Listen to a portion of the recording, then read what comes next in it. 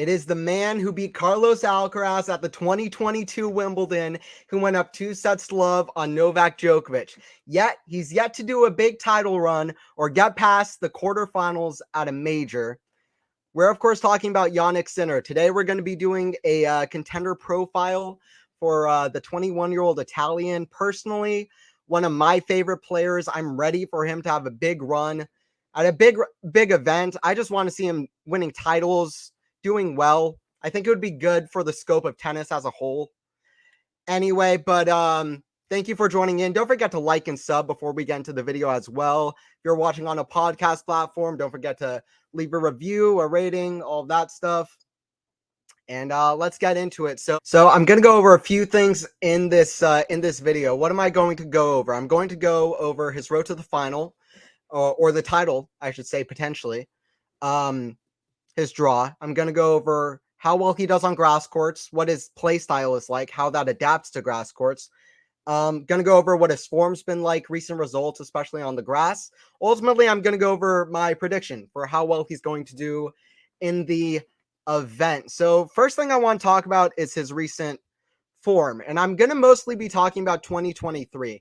2023 was a year I was personally very excited to see Sinner play.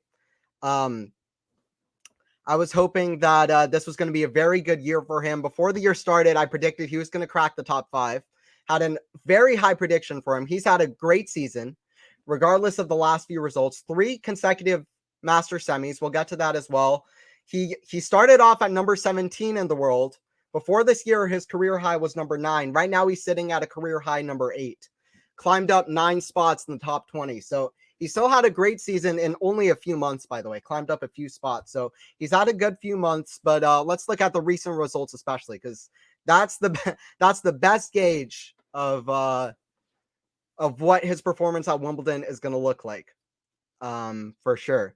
So his recent results, what does he look like on the grass? So over in the Netherlands 250, he beat Alexander Bublik in the first round. Good match, pretty good match. Didn't look his best, but good match. And then he lost to Ruusuvuori in the next round. He didn't look himself at all. He didn't look like he was taking the offense at all. He didn't look particularly aggressive. You know, it looked like Ruusuvuori was the one dictating. Wasn't doing well behind his serve.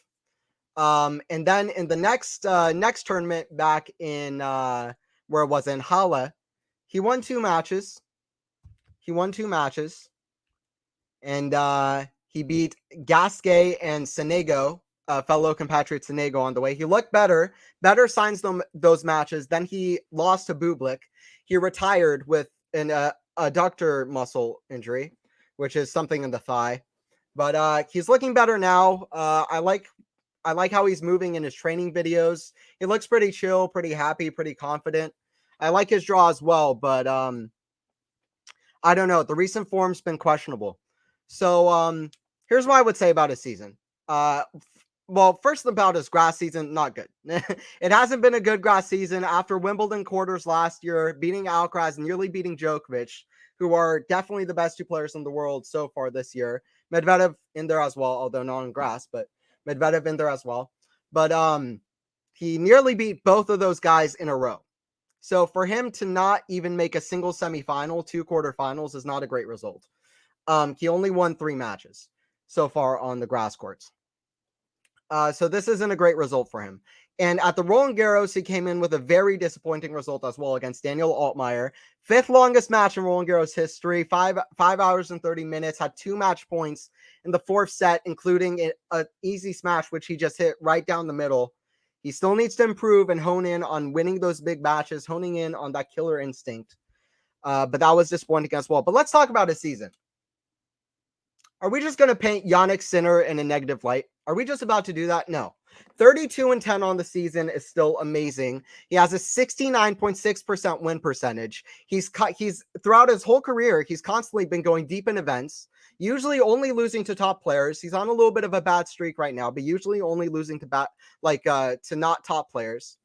Not bad players by any means. Great players, just not top 20, top 10. But he's 32-10 on the season. He since Australia, where he had a high-level match against Tsitsipas, pushed him to 5 sets. He won a title in Montpellier. He beat Stefanos Tsitsipas in Rotterdam.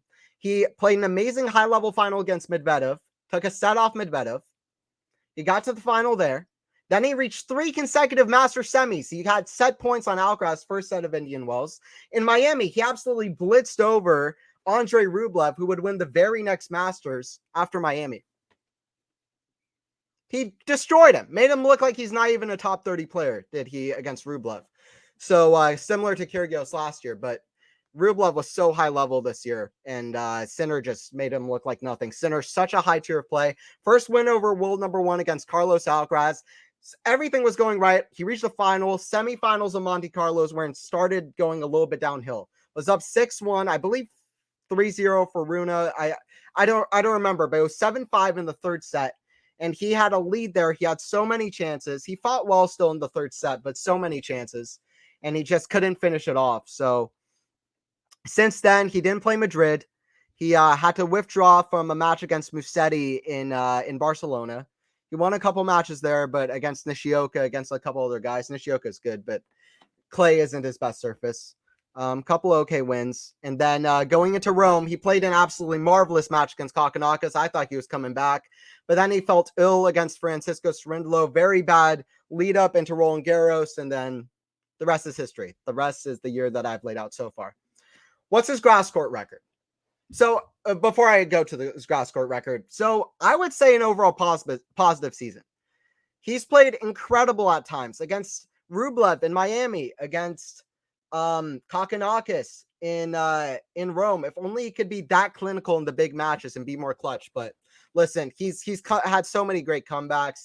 He's gotten so close. He cares so much. He works hard. I think he'll cross the line, but let's see. I don't know if he'll be at this event though. It's hard to have a great event after not many after some depressing losses going in, and some injury concerns as well. But okay, but some positive things. Let's look at his grass court record: 7-7. He hadn't won a single grass court match until his now famous Wimbledon run last year. Those were his first 4 that he won. First 4 that he won. He his 2 results at Wimbledon so far have been against have been first round and a quarterfinal. It's been first round and a quarterfinal. Well, and also qualifying. The very first match he ever played at a major, he lost 12-10 the third set, qualifying round 1 Wimbledon. But let's forget about that against Alex Bolt. But let's forget about that. 2021, 2022, he lost to Martin Fucsovics, who's a very good grass player, made the quarterfinals that year. He lost him, and he won the first set, by the way, but he lost him 2021, the first round. Fucsovics only losing to Djokovic that year in the quarterfinals. Then last year, he beat Wawrinka in his first match he ever won on grass courts in 4 sets. Then he beat Mikael Ymer in the second round, again in 4 sets. Then he beat Isner in the third round. Isner passed the Aces record in that match. And but that's neither here nor there. He passed the Aces record, but Sinner got the win. Isner played an amazing match also to beat Murray in the round before. Sinner got the win. He was playing amazing, playing clinical already, amazing. Alcaraz just played such a high-level match, blew Alcaraz off the court. Really, that kind of showed people like, wow, Sinner is the guy that Alcaraz needs to beat. And then he did. I think he followed it up with Umag after that too, 6-1, 6-1 in Umag. So Sinner's shown that he's the guy that Alcaraz has trouble beating. He can really rush Alcaraz. But then he lost. He was up 2 sets to love against Djokovic. One of my personal kind of favorite matches in a weird way, even though I'm a huge Sinner fan. I loved how Sinner played. I loved how he competed. Djokovic just went to an absolutely insane level. He came back in the first set from 4-1 in a bit of trouble. And then he came back in that match. In that set, he played an amazing second set. Novak really regrouped and just came back with an amazing level. But I still say Sinner maintained an amazing level, an amazing fighting spirit. So new to the grass court, so young. We forget how young Sinner is. And we forget how young Sinner is. He's only 21 years old. He's been around a long time. We like to compare him to Alcaraz Runa. He's still super young. 21 years old. He's got tons of time. He's got loads of time. He showed so much potential already. But he was down triple set point in the third set. It looked like, okay, just go to the fourth set. You're up 2 sets to love. Djokovic is up. He's like up, what is it? I think 5-3. Triple set point. Djokovic hits like a winner drop shot. It looks like the point is over by all means. Sinner's probably already going to be focusing on the next set. Sinner runs to the drop shot and hits a winner screeching past Djokovic. It's actually one of my favorite points of all time just because it shows Sinner's fighting spirit. You might say Sinner doesn't have a good mentality, but Sinner will fight for everything. And I think once he hones down on that mentality, at times he's going to be absolutely killer.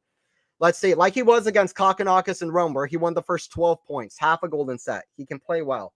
He just needs momentum. He's not running on momentum right now. He needs confidence and momentum. Confidence is a big thing for Sinner. But anyway, that was his result at Wimbledon last year. So we've gone over his grass court resume. He's 7-7, 4 wins, 3 from Wimbledon last year, 3 wins this year. He's lost 7 matches. We've gone over that. What's his play style like? Sinner's play style, very, very, Sinner's play style. Very aggressive game. Has the biggest backhand on the men's tour in terms of generating miles per hour. A better serve would help him to dictate as well, but he can generate such great pace and kind of out of nowhere. He just generates pace. I mean, it can be coming at him with pace. He'll just come back with more. It can be coming with 0 pace. He'll come back with a lot. Forehand and backhand side, an amazing two-hander. Has a great extension off that shot. His physicality can be a little deceiving. He moves fairly well, I would say. Has very good athlete. He loves doing the kind of open stance, sliding two-handed backhand. He plays he moves well on grass. He slides well on grass. Obviously, his aggressive game is pretty good for grass. I don't think he's terrible at net either, although that can improve in a big way as well for sure. It's the serve. And he started to make changes, by the way, to the service motion. He started putting his leg up as he serves, which is something he used to do a little bit, but we'll see if that helps him out. But yeah, he loves standing on the baseline and just kind of rocketing winners. Standing on the baseline like Federer and kind of rocketing past winners like a good old Juan Martín del Potro. Happen to be 2 of my favorite players of all time. Jannik Sinner, right now, my favorite player on tour. But in terms of giving an unbiased contender profile, it's not looking great for Sinner right now. Altmaier, he should have put that away by all means. He lost to Rusevori in a not great looking match. He's been injured. He's been ill. Bublik took the first set against him in Halle, took that match. It's been iffy. It's been real iffy for Sinner, and he hasn't been able to make big strides and get a big title, which is worrisome at this point. It is worrisome. Not worrisome to the point where it would be insane if he never gets one, but it's worrisome to the point like, is he going to reach that ceiling that everybody is projecting onto him? That's kind of the big thing. Is he going to reach that ceiling? But grass is great for his game. Like I said, it does well for his aggression, his aggressive ground strokes. He likes being right on the baseline. It does good for him, and he moves and slide. He slides very well, and he slides well on grass. It's all good for him on the grass courts. So before I get to my prediction, though, the road to the final. What's his draw? I'm speaking fairly positive of Sinner. I think he has a great game for grass. I'm trying to take a little bit of a positive look on his season as a whole, but I'm also taking in the negatives coming in because I think recent results are a big thing to go by. They're a big thing to go by, but so I also take huge weight onto how well a player played at a certain event in the past. And last year's Wimbledon, Sinner showed great signs, and players can always pick up. Tennis is a strange sport. You just never know, especially with the highest level players. First round, he has Juan Manuel Cerundolo, 21-year-old lefty. His brother, Francisco, took Sinner out in, in Rome. But listen, this guy's outside the top 100. He's overwhelmingly a clay courter. Should have no problems for Jannik, especially on the surface. Then he's got Kecmanovic or Schwartzman. Schwartzman actually doing surprisingly well on grass, but I think it would be Kecmanovic. And Kecmanovic, although dangerous, is 0-3 against 0-3 against Sinner. So I don't think Kecmanovic will do much if Sinner brings his best level. I think Sinner's pace really can hit Kecmanovic off the court. Like I said, 3-0 against Kecmanovic. So if Sinner brings his best, which isn't definite, this isn't like a definite win. At this point, it's hard to say anything is with Sinner, although he should be winning these matches. He should get through this. And then he would have third round. Funnily enough, he could play Daniel Altmaier, who beat him in that heartbreaker at Roland Garros. But Altmaier has only played Wimbledon once, lost to Mikael Ymer in straight sets last year, and who was beaten by Jannik in the next round, by the way. He's never won a big match on grass. He's only won 4, a bunch of them against just straight up clay quarters like Sebastian Baez. He's much better on clay court, so I don't reckon Altmaier will reach the 3rd round. And if he does, I still think Sinner. I think that'd be sweet, sweet, sweet revenge for Jannik Sinner against Daniel Altmaier. I'd shout out Quentin Hallis, who has a big serve and has actually played pretty well on grass court so far. Big game, big serve. I would shout out Hallis. But he's played well this year. But I think if Sinner's playing the level, then he should be playing, then he should be too much and win too many of the rallies, find ways to dictate.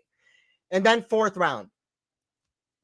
Everyone stop. This is what everyone stop. This is where it gets serious because Taylor Fritz last year was the only guy to not lose a set up until the quarterfinals, has won a couple of grass events. He's not a great grass season. We'll get to that, but he had a great match against Nadal. People will say like Fritz should have put it away, this, that. It wasn't a great match, this, that. It was an amazing match. I'm sorry. It was an amazing match. And Fritz played a very high level. Nadal is an amazing player at Wimbledon.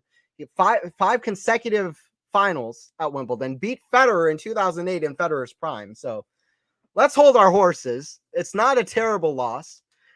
But here's my thing. Fritz hasn't had a good grass lead up. Hasn't had a great grass lead up season. And he's only reached the second week twice at a major. This would only be his 3rd time if he reaches the 3rd round. This would only be the 3rd time. And I think that they played a super underrated match at Indian Wells. Honestly, it's contender for my match of the year. It's one of them. Outside of a major, it's my contender for match of the year. One of them. Super underrated. The ball striking, the quality from start to finish. Their Indian Wells quarterfinal was amazing. But the pace that Sinner got in that match was way too much for Fritz. And I would say Sinner slightly better in the all court, and I would definitely take Sinner in backhand to backhand rallies. So Sinner has some advantage to me, only slightly in the all court. At the net game, all of that. At the touch, I think Sinner's slightly better than Fritz. But it's especially the pace. And Fritz got amazing pace over in their Indian Wells match, but Sinner still hit him off the court. It was incredible to watch. The quality of that match. It was so high quality. And two guys who super wanted it. And that was my match of the tournament going into Indian Wells. This is my match of the tournament going into Wimbledon. I'm so excited for this match. Two of the guys who I'm most excited to see what they'll look like this year in terms of being big contenders or threats. And there aren't many that you would really look at and be like, okay, this guy really could be a threat if he brings out his best level. Both these guys need to get back into form. Fritz has lost early 3 grass tournaments in a row. Not good for Fritz. So who do I think wins out? I think it would be a 4 or 5 setter, no question. And especially Fritz is playing well enough to get to the 4th round. He'll have to beat Hoffman in the 1st round, which will already be tough. But if we get this match, I reckon Sinner takes it. I reckon Sinner takes it because of the things I said. Backhand to backhand, he's got it. His pace is so much for him. They're 1-1 in head-to-head. Sinner will have confidence. That won't be a problem. If anything, Fritz is lacking confidence. Should have put away both the sets I played against McDonald over in Eastbourne. So Fritz is lacking confidence too. Sinner's going to have the confidence from beating him earlier this year. I reckon Sinner wins it. And then this is where it gets fun for Sinner. I don't think Sinner has I don't think I've named any major threats aside from Fritz. Maybe Hoffman if he gets in the 4th round. That 4th round match will be key. Quarterfinals, he's got Casper Ruud, who's been hitting the forehand huge, but as one of the bigger Casper Ruud fans for a couple of years, I don't think Ruud is getting that far. He could have, if not Ruud, he could have guys like Chorich, RBA, Batista Agut, Shapovalov, Lloyd Harris. He could have Ricky Gasquet, good old Richard Gasquet. He could have a bunch of guys, but I don't see any of those guys beating him. Sinner's 3-0 versus RBA. I think on grass, it would only accentuate Jannik's strengths.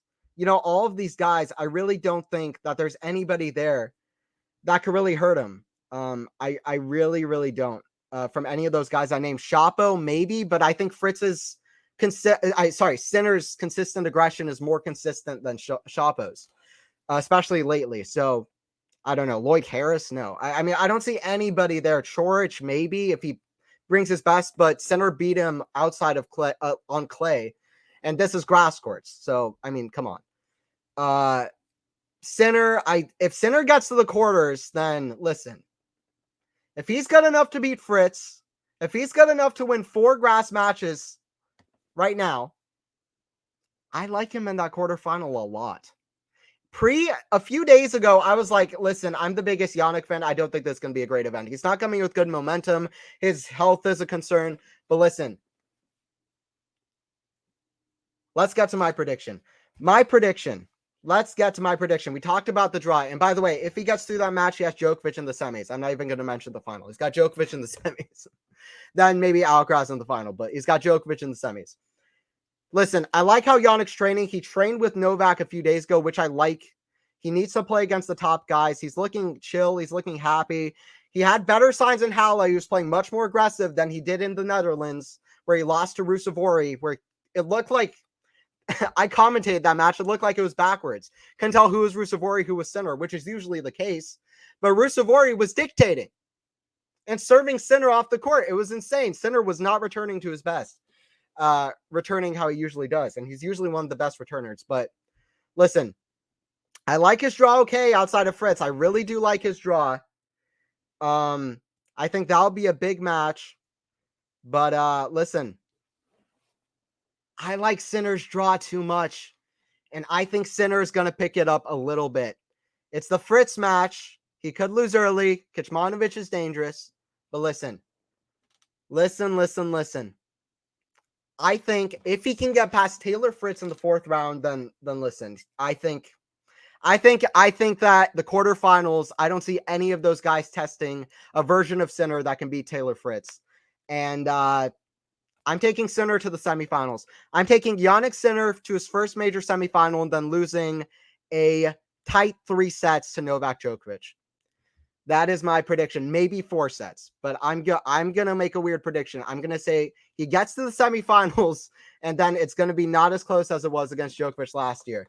And the reason I don't have him close against Djokovic, you would say, oh, Sinner's improved this year. He went 2 sets to love up on Djokovic last year. Listen, Sinner is not in form going in. If he wins 5 matches, great for him, but it's going to be hard to keep that up.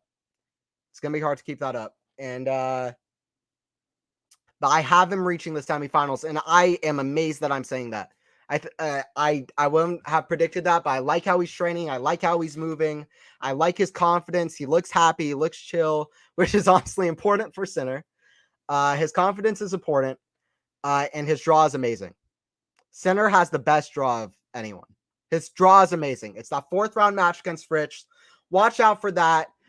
If you didn't see their Indian Wells match, watch the highlights of that. That is the most underrated match. Super quality ball striking. I hope we get a rematch of that. But listen, Jannik Sinner, let's all hope that I am right and he could get to a first major semi, but I'm not jinxing anything. He could lose to Kecmanovic in the 2nd. Could do this, could do that. I wouldn't be surprised by anything outside of a 1st round loss. That would surprise me a little bit against Juan Manuel Cirilo, but I won't be surprised by much. But I'm going semifinals. For Jannik and loses to Djokovic in a tight 3-setter or maybe 4 sets. That's my prediction. Like I said, he's 7-7 on grass, but he looked great at Wimbledon last year. Recent results haven't been great, but listen, he's had a great season. He looked absolutely monstrous a couple times this season, like in Miami, like against Kokkinakis in Rome. The grass should do the best for his game. And listen, I still got faith in Jannik Sinner, and I'm not backing down on that. I don't know if I have faith in this event as much as I would want to, but listen, I have faith in him, and I like his draw.